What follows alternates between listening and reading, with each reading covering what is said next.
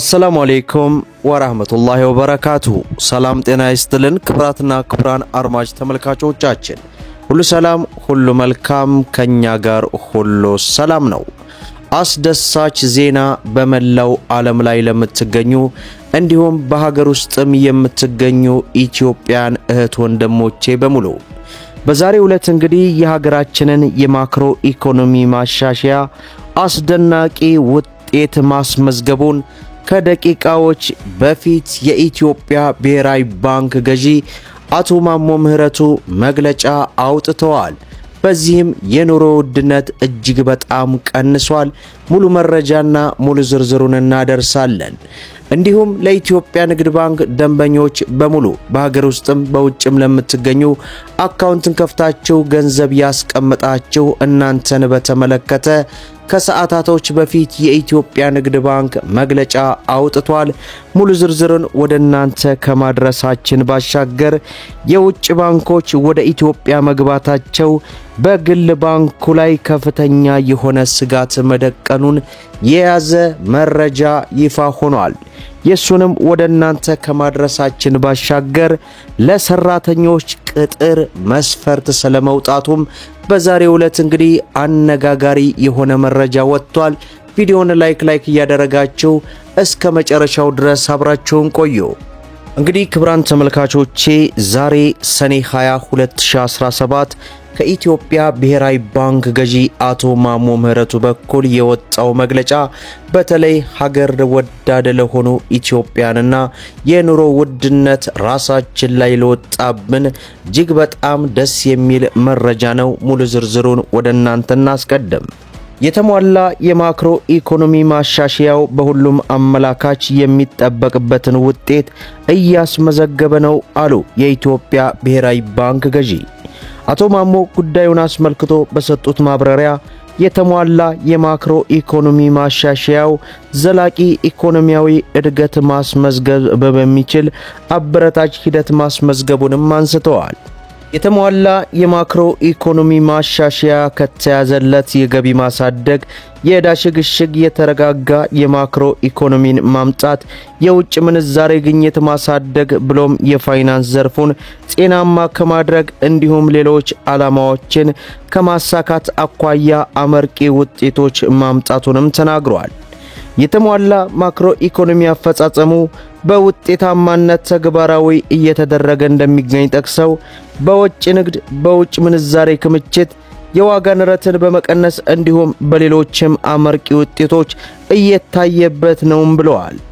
ፕሮግራሙን ከሚደግፉት መካከል ዓለም አቀፍ የገንዘብ ድርጅት IMF ባወጣው ሪፖርት የኢትዮጵያ ማክሮ ኢኮኖሚ ሪፎርም አፈጻጸም ከታቀደለት ግብ በላይ በማሳካት ላይ መሆኑን ማረጋገጡንም ጠቁሟል የተሟላ የማክሮ ኢኮኖሚ ማሻሻያ ተግባራዊ ከተደረገ በኋላ የዋጋ ንረቱ ከጊዜ ወደ ጊዜ እጅግ በጣም እየቀነሰ መምጣቱንም አስረድተዋል የምግብ ነክ የዋጋ ንረት ከ12 በመቶ በታች መሆኑን ያነሱት የባንኩ ገዢ በሚቀጥሉት ዓመት መጨረሻ ላይ አጠቃላይ የዋጋ ንረቱ ወደ ነጠላ አሃዝ ለመውረድ ስራዎች እየተሰራ መሆኑንም ተናግረዋል ይህንንም ለማሳካት ጥብቅ የሆነ የገንዘብና የፊዚካል ፖሊሲ እንደሚወስዱ አመላክተው ምርታማነትን ማሳደግ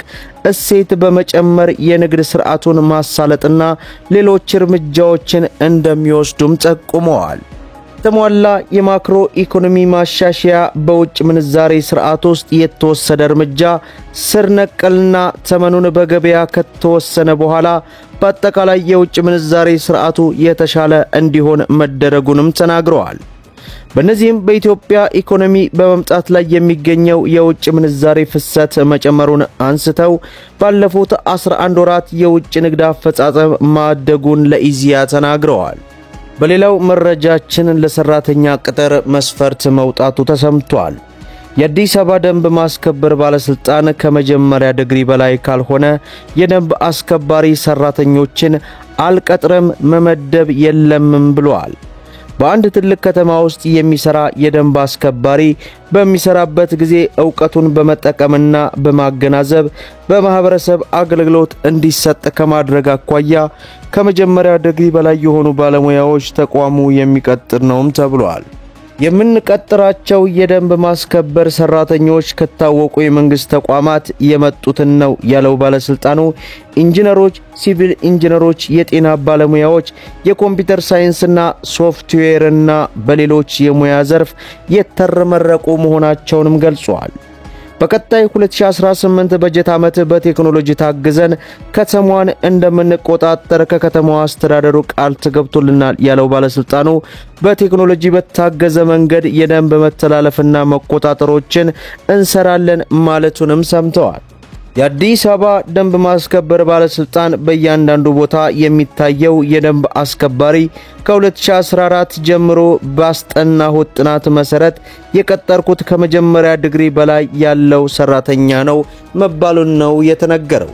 በሌላው መረጃችን ለኢትዮጵያ ንግድ ባንክ ደንበኞች በሙሉ የንግድ ባንክ አካውንትን ከፍታችሁ ገንዘብ ያስቀመጣችሁ ሁሉ በምስሉ ላይ በምታዩት መልኩ የኢትዮጵያ ንግድ ባንክ እንግዲህ ከለቀቀው 1 ሰዓት ውስጥ ነው እጅግ ከፍተኛ ጥንቃቄ ልታደርጉ እንደሚገባ በተደጋጋሚ ይፋ ያደረገ ይገኛል። አጭበርባሪዎች የውሸት በሆነ ወይንም በሌላ ምርቶች ወይንም ንግዶች ላይ ኢንቨስት ለማድረግ የሚያበረታቱና ሐሰተኛ የሥራ ዕድል ማስታወቂያዎችንና ሌሎችንም ህብረተሰብ የሚስቡ መልእክቶችን በማስተላለፍ ዝርፊያ ይፈጽማሉ ሲል መረጃውን አውጥቷል። እነዚህ አጭበርባሪዎች በባንክ ቀደም ብሎ በህጋዊ መንገድ በከፈቱት ሂሳብ ክፍያ ስለሚቀበሉ ከባንኮቹ ጋር በጋራ እንደሚሰሩ በማስመሰል ያጭበረብራሉም ብለዋል። ባንኮች በራሳቸው አሰራር በአጠራጣሪነት ከሚፈርጇቸው የገንዘብ ልውውጦች ገንዘቦች በምን መልክ ስለመሆኑ የሚታወቅበት መንገድ የለም። ይህ ኃላፊነት ያለው ገንዘቡን ወዶና ፈቅዶ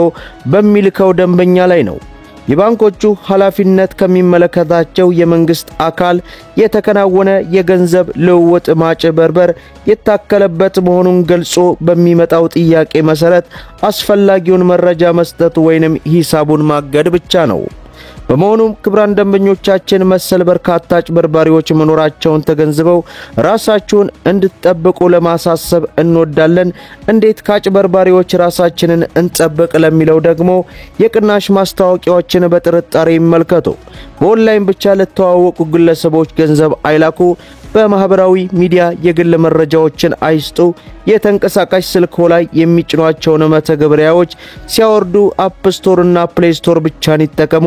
የማስታወቂያ አሰሪዎችን ህጋዊነት ሳያረጋግጡ ምንም አይነት እርምጃ ይውሰዱ።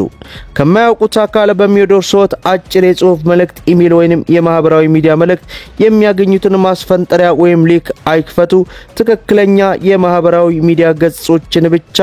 ይከተሉ ሲል የኢትዮጵያ ንግድ ባንክ በሰዓታቶች ውስጥ ያወጣውን አስጠንቃቂ መረጃ ወደ እናንተ ይዘንላችሁ ቀርበናል።